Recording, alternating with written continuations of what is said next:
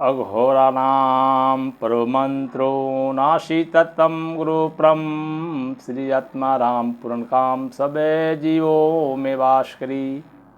जो धावे जो शरण में आवे गुरु उनकी संकट को नाश करे, गुरु उनकी संकट को नाश करे।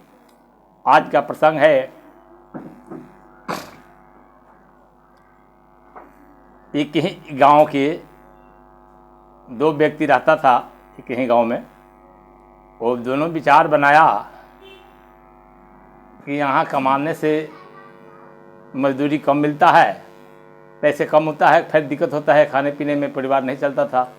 उन्होंने सोचा कि चलते हैं बड़े दिल्ली शहर जैसे चलेंगे, दोनों दिल्ली में चल के वहाँ अपना धंधा बिजनेस करेंगे।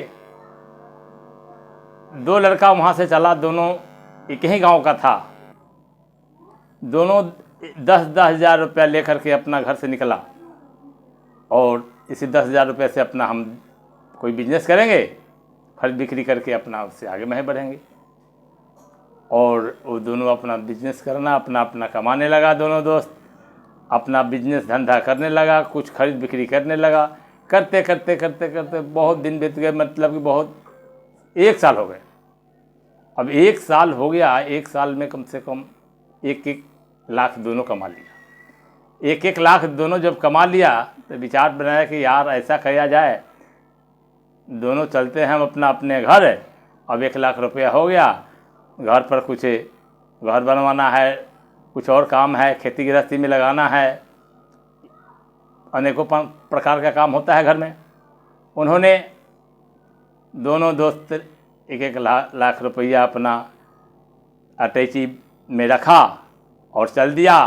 रास्ते में स्टेशन पर गया, गाड़ी आने में लेट थी। कहा कि गाड़ी तो सुबह आएगी, सुबह की ट्रेन थी, रात में ही शाम को पहुंच गया। दूर से जाना था, रास्ता ख़राब था कि शाम को हम पहुंच जाएंगे, सवेरे रात में फिर कोई गाड़ी नहीं मिलेगी स्टेशन जाने के लिए। उन्होंने गया और रात में रुक गया।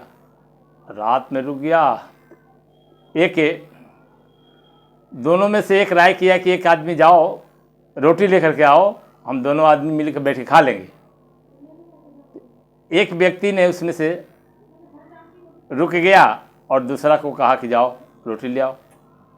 वो रोटी बाज़ार में गया, वो रोटी लेने, रोटी के साथ साथ नशे की गोली भी ले लिया, जहर, पावरफुल जहर, और ले लिया। ले करके उसमें नशे डाल दिया जहर और सब्जी में, और ले आकर के आया। अपना हिस्सा अपना एक खाया, इसको खिलाया। दोनों बैठे रहा कच्चे नींद में, अपना सुबह आराम से नींद सोया, नशे आ गई, सो गया। सोने के बाद में वो व्यक्ति इतनी नशा हो गई, नशे में ही प्राण निकल गई, उसकी मौत हो गया, मर गया। जहर देकर को उसने मार दिया।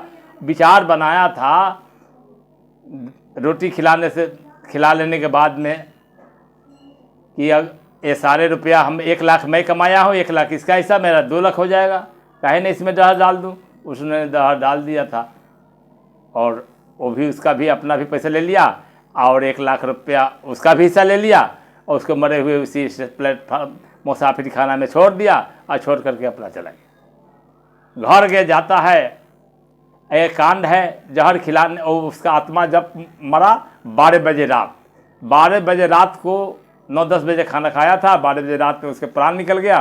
और 2:30-3 बजे भोर में वहाँ से वो 2 घंटे के बाद देखा कि मर गया, आने लायक नहीं है, आत्मा है नहीं, तो वहाँ से वो चल दिया। और भोर में होते 3-4 बजे भोर में वहाँ पहुँचा, अपने घर पर पहुँचा तो वहाँ पर एक, उसके घर में शादीशुदा था, उसके घर में पहला एक बेटा हुआ था 12 बजे रात में।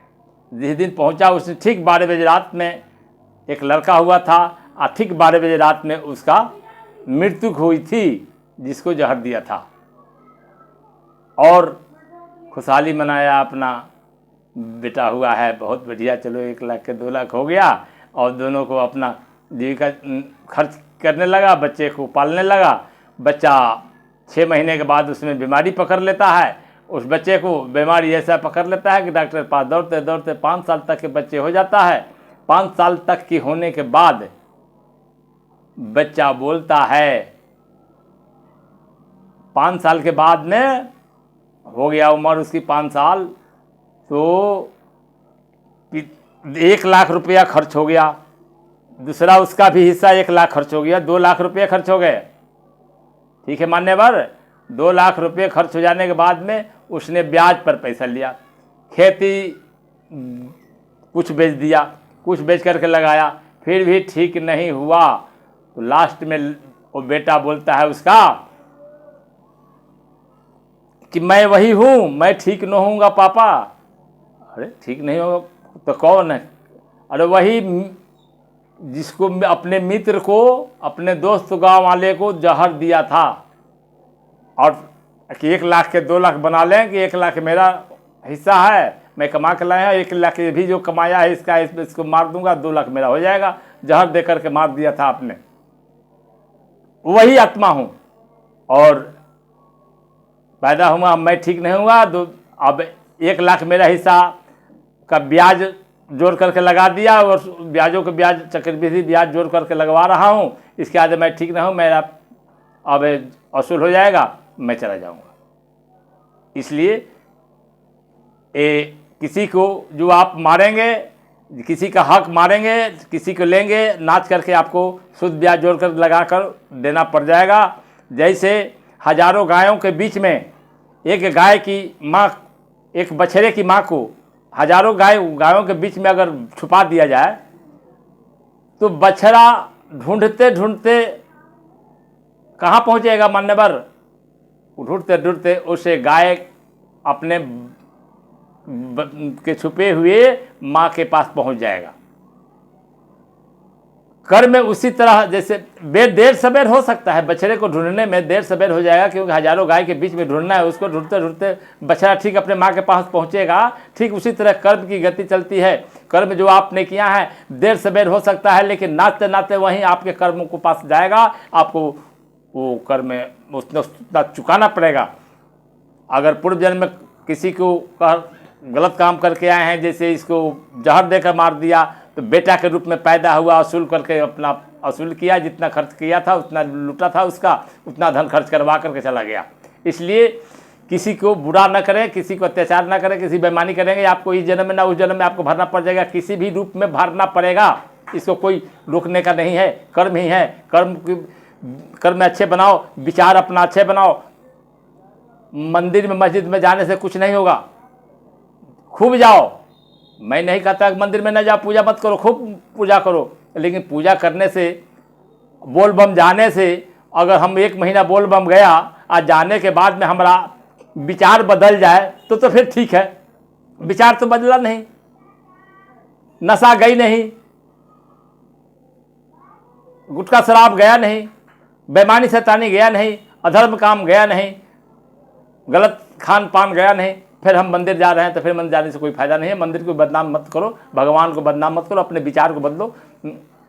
भगवान आत्मा ही परमात्मा है और परमात्मा ही सत्य है, आत्मा ही सत्य है। इसलिए सत्य रास्ते पर चलो, सनातन रास्ते पर चलो। इतना कहकर मैं विराम देता हूँ।